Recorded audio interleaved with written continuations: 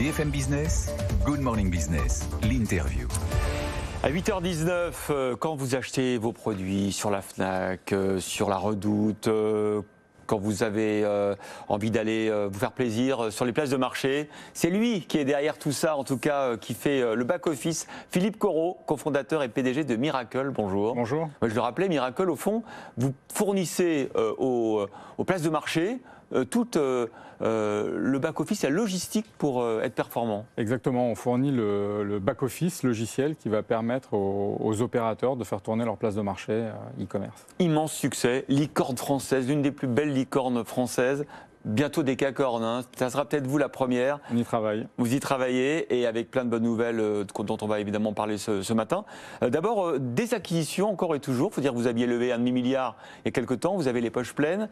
Et qu'est-ce que vous faites avec cet argent? Effectivement, vous achetez des briques qui vous manquaient. Expliquez-nous. Alors exactement, on achète en fait des briques logicielles qui permettent d'enrichir fonctionnellement notre plateforme pour la rendre plus performante et pour permettre à nos clients de faire plus de business, plus de volume d'affaires, comme on dit, sur leur marketplace. Par exemple, la dernière acquisition en date? Alors c'est Target to Sell, donc c'est une suite d'outils de personnalisation et d'optimisation de la performance des sites e-commerce. Pour que le site soit le plus beau possible, le plus attractif possible, c'est ça? Alors pour que le site soit personnalisé en fonction de l'utilisateur qui va le consulter et de manière à lui proposer les produits qu'il cherche. Et il y a une intelligence artificielle qui va pouvoir lui recommander des produits liés à son parcours et à la consultation du site. Comment ça se passe? Je me demandais ça hier en travaillant le dossier, en matière de concurrentiel.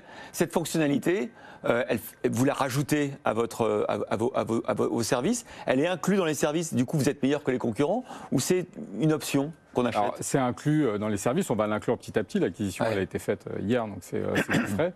Mais ça va être inclus dans notre logiciel. Ça vient enrichir fonctionnellement notre logiciel. Et qui vous permet, par exemple, d'être choisi par des clients internationaux comme Accor Hotel, Conrad, HP Enterprise. C'est ce qui vous distingue de vos concurrents. Exactement. Ça rend notre plateforme plus performante. Nous, on poursuit toujours un objectif, c'est qu'avec les outils qu'on fournisse à nos clients, qu'ils fassent plus de volume d'affaires sur leur marketplace, que leur marketplace soit plus performante commercialement. Et ce type d'acquisition vient renforcer cela et nous démarque évidemment de la potentielle concurrence. Alors, autre exemple, parce que là, on va parler de tous les vendeurs qui sont sur ces places de marché.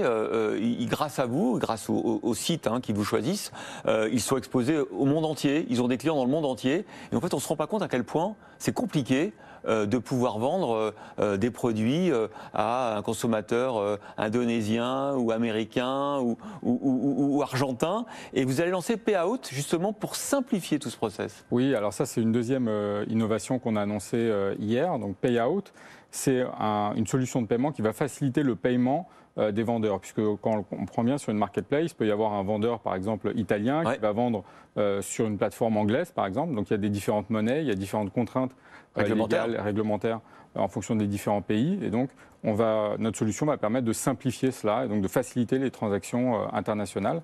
Et comme on a de plus en plus de clients qui opèrent à l'international, ça facilite leur opération au quotidien. C'est-à-dire que moi, vendeur sur une plateforme, je n'aurais pas à faire tout ça. Ça sera Exactement. Le paquet proposé. On simplifie le travail à la fois de l'opérateur et du vendeur. Alors hier, vous avez fait cette journée investisseurs, clients, vous avez expliqué toutes ces nouveautés. Vous avez quand même payé le luxe d'aller au Palais Brongniart, à la Bourse, et vous avez d'ailleurs mis Miracle entre les colonnes du Palais Brongniart.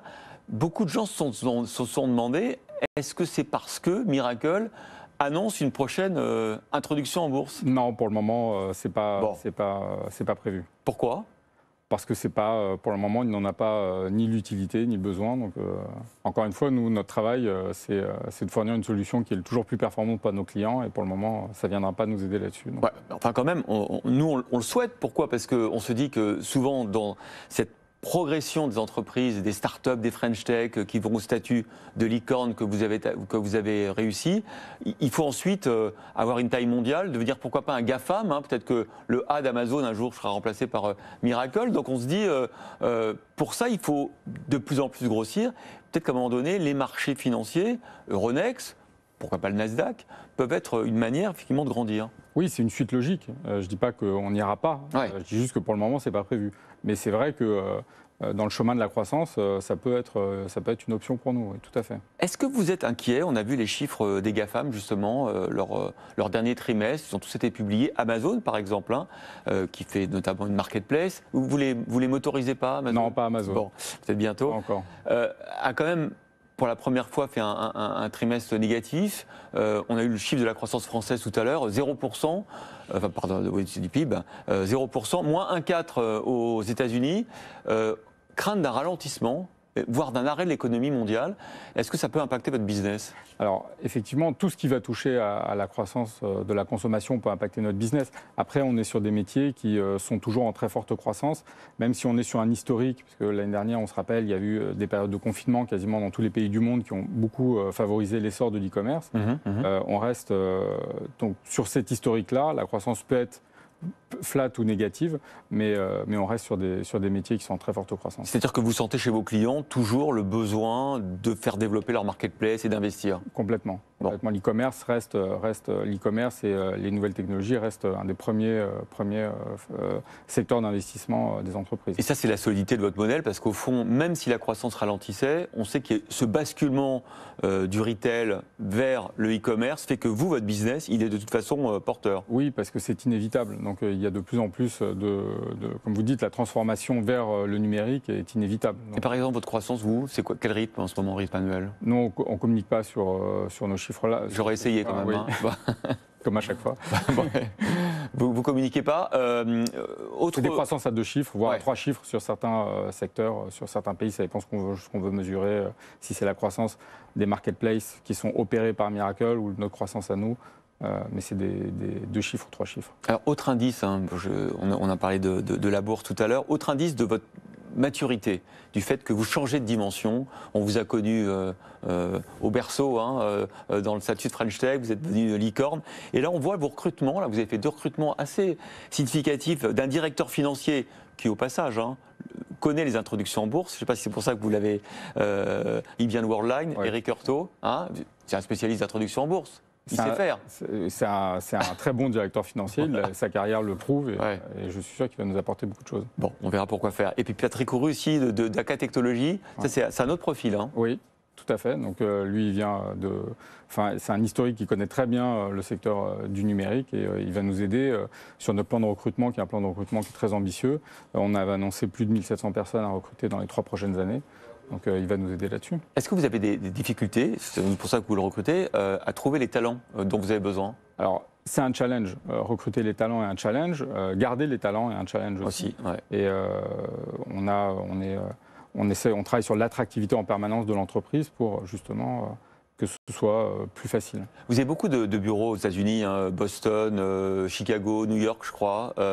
Est-ce que là-bas, parce quand on parle de la rétention de talent, on dit qu'aux États-Unis c'est particulièrement compliqué, qu'il y a beaucoup d'employés qui changent d'entreprise juste pour être augmentés, parce qu'à chaque fois il faut un saut, et donc il reste quelques mois, il repart. C'est vrai. Alors c'est vrai aux États-Unis, c'est vrai partout, partout dans le monde. Après, c'est à nous aussi de proposer des conditions de travail.